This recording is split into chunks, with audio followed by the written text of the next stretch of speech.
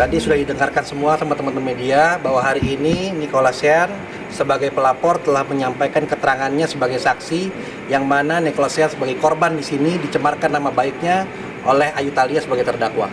Tadi sudah dijelaskan sama Niko semua, dijelaskan di persidangan bahwa itu tidak pernah ada Ya, kalimat. seingat saya ya enggak ya, karena buat saya masih muda, jadi kayak saya masih, jadi kalau laki-laki ya, cewek ya banyak ya, maksud saya kayak ya kata-kata seperti itu ya buat saya itu bukan yang maksudnya bukan sesuatu yang spesial gitu, maksudnya kayak sayang ya Dan dia yang mulai. bisa apa aja, dan yang mulai itu sebenarnya yang kejar-kejar saya itu ya bukan saya, itu cewek sebenarnya. Pengakuan Ayu sendiri yang baru dibawa ke rumah Sandy dan mengatakan bahwa Itu nggak benar semua. Enggak. Jadi keterangan dia, keterangan terdakwa yang terakhir itu semua tidak benar. Jadi kalau misalnya dia mau sampaikan hal itu di depan bukan di muka persidangan, silakan sampaikan dan saya akan lapor balik. termasuk bareng Jimmy ke hotel. Tidak benar semua itu mengenai kalau ke Jimmy sama hotel itu rame-rame. Tadi sudah disampaikan sama Iya. Niko. Begini itu ya, ini cewek, saya kenal sama dia waktu dia datang ke bisnis, ya mau bisnis bareng-bareng. Ya dia yang kejar-kejar Niko, bawa mobil sama Pak Rudi Salimnya. Jadi gitu, dia umurnya jauh lebih tua daripada Niko. Saya nggak tahu agenda dia apa, yang jelas dia sudah punya mens area, sudah punya niat buruk dengan dia melaporkan Niko penganiayaan. Abis itu saya cek ke teman-teman wartawan ya semua ya, dia kan nggak terkenal. Kalau nggak terkenal, tiba-tiba masa wartawan kucuk-kucuk tanya dia. Tentu dia ada undangan press release atau press conference atau apa. Karena the next day setelah dia membuat laporan, dia bikin press conference di kantornya dia loh. Lalu wartawan semua kan mengutip. Lalu beritanya nyebar kemana-mana, pakai bawa-bawa nama Ahok lagi, anak Ahok, Nicholas anak Ahok gitu loh. Kenapa? Pasti dia mau pansos tujuannya. Dan teman-teman kan wartawan kan bisa menilai sendiri bagaimana pansosnya ini perempuan di TV, di media segala macam. Kita diam aja. Kenapa? Karena dia laporkan ini anak dirusak nama baiknya oleh perempuan ini yang nggak tahu malu, kejar-kejar Nicholas. Nicholas nggak mau sama dia, maksa-maksa gimana ya? Jadi ya udah gitu. Istilahnya ditolak ya, nggak mau diladenin, bikin laporan bahwa Nia menganiaya dia. Padahal Nia, Niko tidak pernah melakukan penganiayaan, dan itu sudah dibuktikan sama laporan polisinya yang di SP2. Jadi sekarang ini kasusnya adalah dia ini melakukan pencemaran nama baik dan fitnah terhadap Niko. Nah, lawyernya tanya-tanya ke arah yang sebetulnya nggak ada hubungannya gitu loh. Karena kenapa? Contohnya melaporkan media massa. Kenapa harus melaporkan media massa? Orang media massa mengutip pernyataan dia dan lawyernya kok. Benar nggak teman-teman wartawan? Ya kan? Masa teman-teman wartawan mengarang? Enggak kan? Karena dia mulai duluan. Dia mulai duluan, saya bales aja, ikutin. Maksudnya cewek bilang sayang, ya udah Dia saya juga bales. sayang juga. Balas sayang, cuman ya bukan berarti ya saya sayang, saya mau sama kamu, saya mau nikah kamu, enggak. Oke, terakhir Niko post, I love you kuku.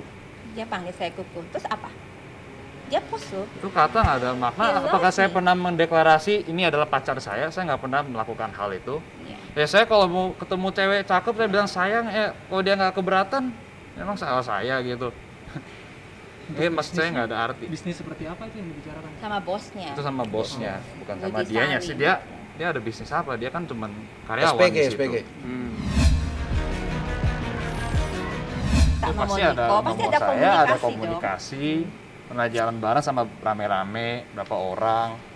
Kayak hangout biasa kan, saya masa nggak boleh bersosialisasi sama siapapun gitu. Tadi kan sudah dijelaskan juga bahwa Dan Niko itu juga nggak ada hubungannya ya. Bukan Karena hubungan sama begini, dia boleh berteman dengan siapa aja. Saya berteman dengan teman-teman wartawan, saya berteman dengan semua orang. Let's say begitu ya. Sekarang apa hubungannya dengan penganiayaan? Apa hubungannya dengan pencemaran nama baik? Nah, kalau saya tuduh kamu mencuri, kamu tidak mencuri, ya apa hubungannya saya punya nomor HP kamu dan kita kontak-kontak, kita ngobrol? Ada hubungannya nggak? Nggak ada. Hubungannya apa? Dia mencemarkan nama baik Niko, dia menuduh Niko melakukan penganiayaan. Itu udah pembunuhan karakter. Jangan lupa dia mahasiswa kedokteran. Tadi Niko udah jelasin. Ya masa depannya dia sengaja dihancurkan. Ada niat apa? Ada agenda apa? Ini perempuan baru kenal 16 hari loh. Coba dibayangkan. Nah, perempuan macam apa yang baru kenal 16 hari? Ya kejar-kejar laki-laki ke rumahnya. Udah gitu laki-lakinya nggak mau, maksa. Udah gitu laporin lagi ke polisi. Dia lebih tua dari Nicholas dan sangat berpengalaman. Jadi kesimpulannya adalah tuduhan dia palsu, terbukti palsu, makanya diberhentikan tuduhannya dia karena dia nggak bisa bawa barang bukti. Dia yang kerja di Prestige bukan Niko, jadi dia yang punya CCTV. Yang ditonjolkan tadi bukan mobil Niko, CCTV apaan itu?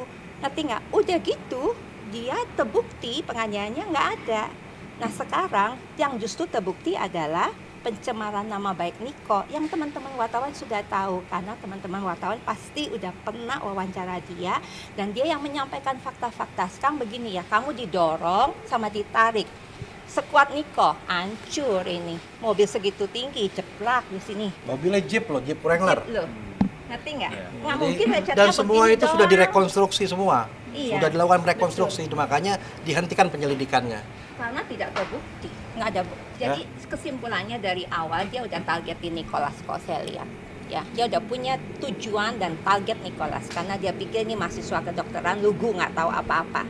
Jadi ini perempuan udah atur secara skenario. Terbukti apa? Dia simpan semua WA dengan sengaja, dia yang pancing duluan sayang-sayang dibales ya. Terus ke hotel rame-rame semua itu dia mau membuktikan bahwa dia punya hubungan spesial. Nicholas nggak pernah bawa perempuan tanpa dikenalin ke saya tantenya. Kalau itu pacarnya pasti saya kenal, pasti ketemu keluarga. Bukan pacar, bukan teman yang sekedar ketemu aja. Nah ini perempuan ya, udah gitu mengaku Nicholas menganiaya dia. Kan udah terbukti tidak ada penganiayaan, beritanya udah kemana-mana. Coba ya teman-teman wartawan, adik-adik bayangkan kalau adik-adik kayak tadi saya bilang dituduh. Kenapa kita perlu lapor balik? Karena ini merusak nama baik seseorang. Dan perempuan ini akan lakukan kepada orang-orang lain. Kalau nggak percaya teman-teman wartawan coba dicari deh kelakuannya dia kayak apa. Udah seperti apa dia laporin orang-orang lain.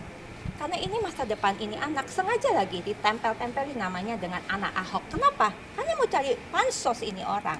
Sebelumnya kan dia nggak dikenal siapa-siapa, benar nggak teman-teman wartawan? Itu aja. Oke, cukup ya. Bang, untuk kedepannya langkahnya seperti apa nih Bang? Ya itu Ya. kita Agenda kita selanjutnya akan seperti apa, pantau, Bang? kita akan pantau persidangannya. Saya akan terus melihat persidangan ini sampai putusannya kelar. Sudah jelas tadi saya mempertanyakan terkait nama baik. Yang bersangkutan kan merasa nama baiknya tercemar, pencemaran nama baik. Saya menanyakan nama baik yang mana yang ditulis dia di media sosial. Karena sudah diperlihatkan postingan luka lecet tersebut tidak pernah menyebutkan nama saksi korban tadi ataupun Nicholas Sen. Tidak pernah menyebutkan nama itu. Terus selanjutnya yang bersangkutan mengatakan bahwasanya ia mengutip dari berbagai media. Saya jelas mempertanyakan apakah sudah dilakukan cover both side terhadap pemberitaan tersebut dan melakukan hak jawab. Yang bersangkutan menyatakan dia tidak perlu menjawab itu. Ini kan kita diatur oleh undang-undang. Apalagi yang dijadikan alat bukti itu adalah media pers. Seharusnya saksi korban ini menghormati undang-undang pers. Ini adalah karya jurnalistik. Nggak boleh ada berita langsung tiba-tiba langsung dilaporin dengan tuduhan pencemaran nama baik. Klarifikasi dulu dong.